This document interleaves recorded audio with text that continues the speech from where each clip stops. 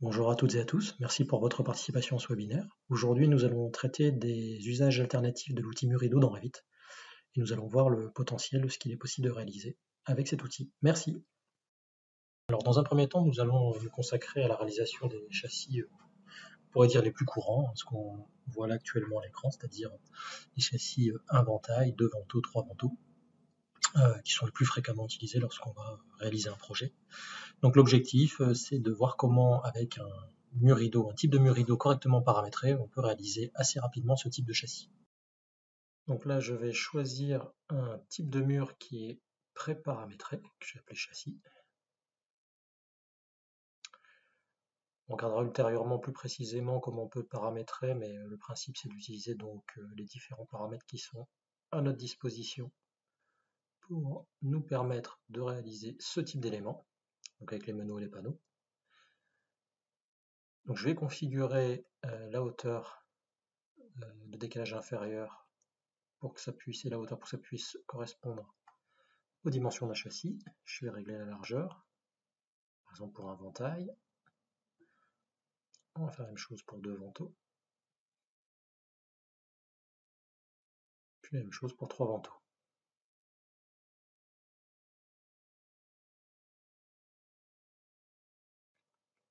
Je vais ensuite venir positionner des quadrillages pour représenter les différents vantaux. 2, 3. Voilà. Vous voyez, c'est quand même assez rapide. Et là, j'ai un exemple où, en ajoutant des meneaux, on va pouvoir aller un petit peu plus loin dans le détail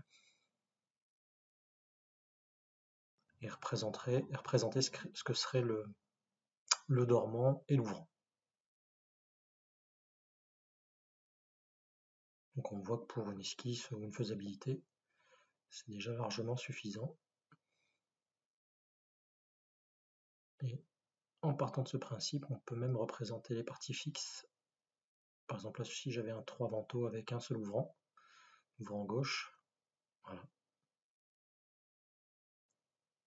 Et je vais vous le montrer en 3D, mais on pourra voir aussi que la représentation en plan est tout à fait correcte, toujours dans le cadre d'une représentation simplifiée, schématique de l'élément.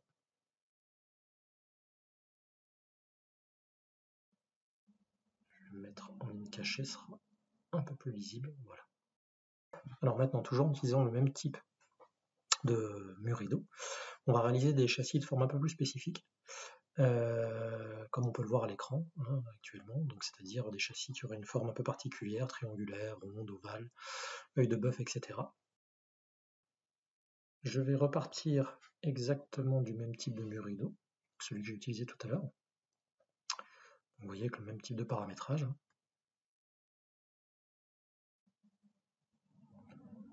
Je vais utiliser la fonction copier similaire. On va réaliser un châssis de vantaux avec une particularité, un linteau courbe, ce qu'on peut croiser de temps en temps sur certaines réalisations existantes.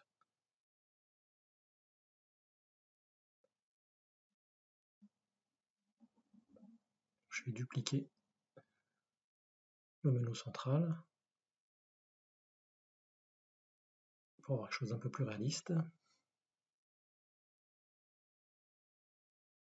Ensuite, tout simplement, venir modifier la forme d'esquisse du mur.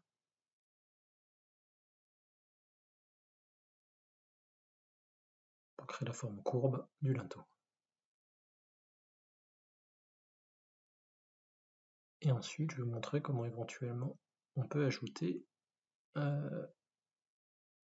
des petits bois.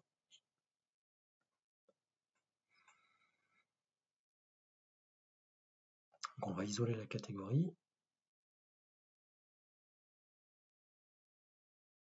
On va venir ensuite déverrouiller les éléments qui sont positionnés automatiquement avec la configuration du type de mur rideau. Puis on va venir les remplacer par des menus qui auraient le profil de petits bois.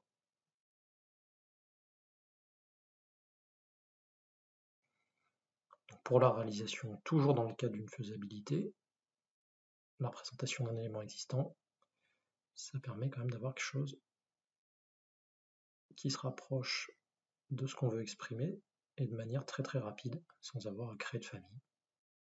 On va aller un petit peu plus loin et on va regarder ce qui est possible de faire avec différentes configurations de murs rideaux, notamment dans le cadre de la réalisation des faisabilités architecturales. Et entre autres avec le gabarit. À l'écran, on pouvait voir un gabarit architectural, dans lequel on va retrouver donc différentes configurations de matériaux, d'épaisseur de murs, sur lesquels on pourra appliquer ensuite différents matériaux, des toitures, un plafond tout simple, et les différentes configurations de type de murs rideaux, ce qui nous intéresse. Donc je rappelle que c'est bien dans le cadre d'une faisabilité, hein. On n'est pas dans une maquette BIM, d'Exe ou autre. Donc là, je vais utiliser un type de châssis qui permet tout simplement de réaliser des ouvertures avec un habillage périphérique. Voilà. Alors, les raccords se font proprement.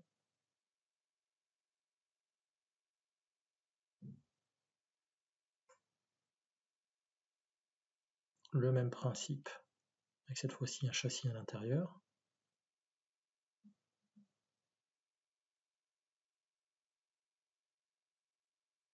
De la même manière, je vais pouvoir modifier la forme périphérique.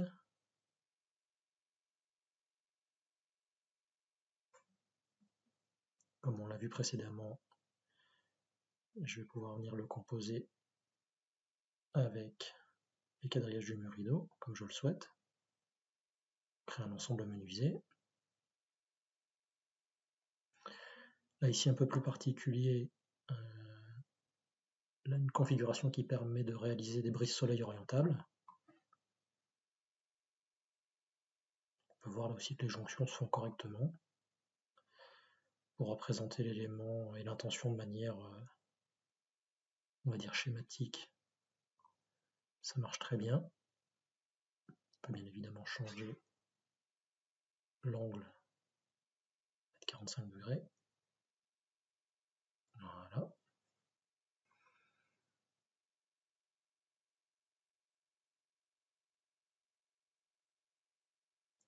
On va voir aussi qu'on a la possibilité, en agissant directement sur les panneaux, de venir modifier la forme de ce panneau. Donc là, par exemple, pour représenter des hublots, hein. C'est toujours plus rapide que de créer un panneau de porte sectionnel. Même si on est bien d'accord, c'est pas forcément la bonne catégorie, mais comme je vous le répète, dans le cadre d'une faisabilité, c'est parfait. Notamment pour les débutants qui n'auraient pas la possibilité de créer une famille ou de la trouver. Ça répond parfaitement aux besoins. En sachant qu'une grande majorité des faisabilités vont finir à la poubelle, ça sert à rien de passer des heures à créer des familles, dans ce cadre-là, hein, bien précisément. On voit un exemple de modification de la forme du panneau. On va retrouver la même chose avec une configuration qui, là, va représenter, encore une fois, de manière simplifiée, un volet roulant ou une porte de garage. Pour configurer la largeur, la hauteur.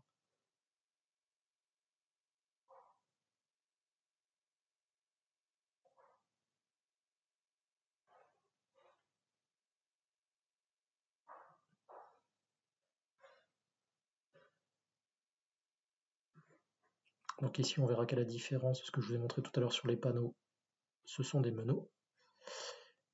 On le voit bien ici dans ses propriétés. Et sur les meneaux, par contre, je n'ai pas la possibilité de venir modifier par esquisse la forme de l'élément. Donc dans vos configurations, faites bien attention à ce détail. D'accord? Je vous le rappelle, regardez bien. Donc on y reviendra dans un prochain webinaire, hein, sur le détail des modifications de situ, leurs possibilités. Mais c'est important à noter dans la préconfiguration des éléments. Donc le même principe pour réaliser ce qui s'apparente à une porte sectionnelle. Et ensuite, on va retrouver différentes configurations pour représenter des claustres à bois.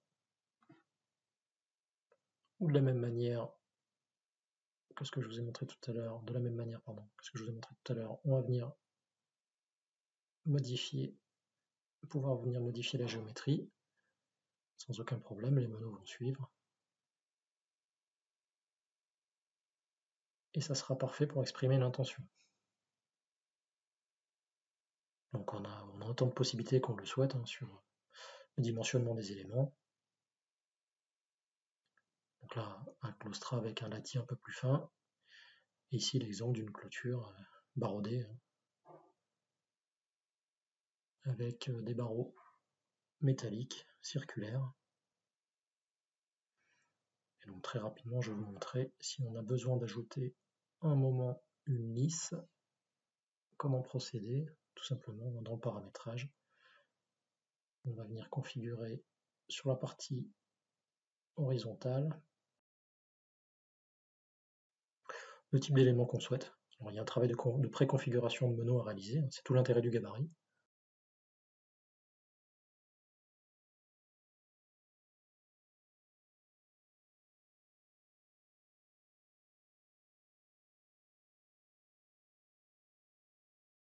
Voilà le résultat qu'on va obtenir. On va regarder le résultat sur un projet concret. Donc la mise en œuvre des éléments que je viens de vous présenter depuis le gabarit dans un projet. Donc je vais vous montrer ce qu'on peut réaliser, notamment en termes de rendu avec Twinmotion. Ici, on est sur la réalisation d'une faisabilité pour un projet de bâtiment industriel. Et donc on peut voir que j'ai utilisé les différents éléments que je vous ai présentés tout à l'heure. Donc l'intégralité des éléments sur lesquels j'ai cliqué sont réalisés avec l'outil Murido, même les panneaux qu'on voit là sur la façade, les panneaux végétalisés. Donc encore une fois, bien évidemment, dans un certain cadre, ça serait mieux de réaliser des familles. Mais là, pour réaliser juste une maquette d'intention qui sera peut-être pas réalisée, dont le projet sera peut-être pas réalisé, c'est amplement suffisant. On va regarder ce qui se passe quand on envoie ça dans Twinmotion. Donc on va le synchroniser.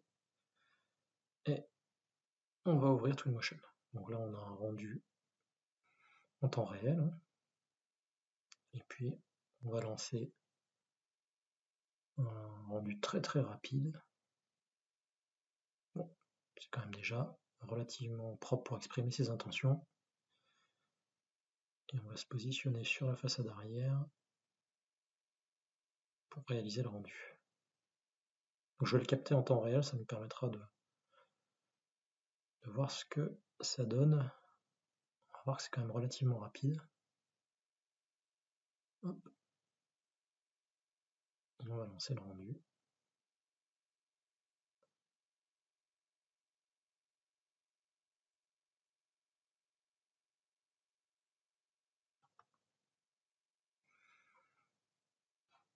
Donc ça va quand même être très très très rapide, je trouve, notamment par rapport à la qualité de ce qu'on va obtenir.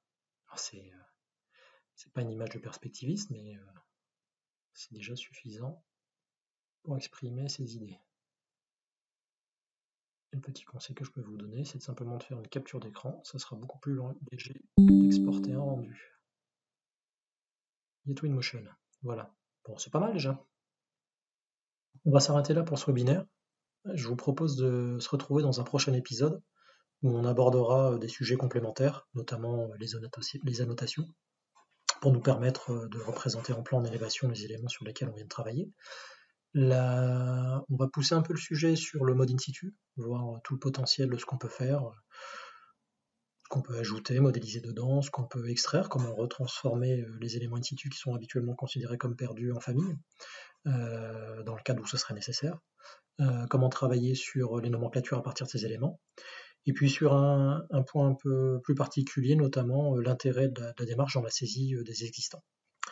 Donc, je le rappelle, on n'est pas dans le cadre, là, dans ce qu'on présente, de modélisation de maquettes BIM, collaborative, chantier, exé et exploitation. On est vraiment dans l'approche de la faisabilité et dans les limites de l'intérêt que ça peut porter pour modéliser un existant. Et on verra dans quel cadre.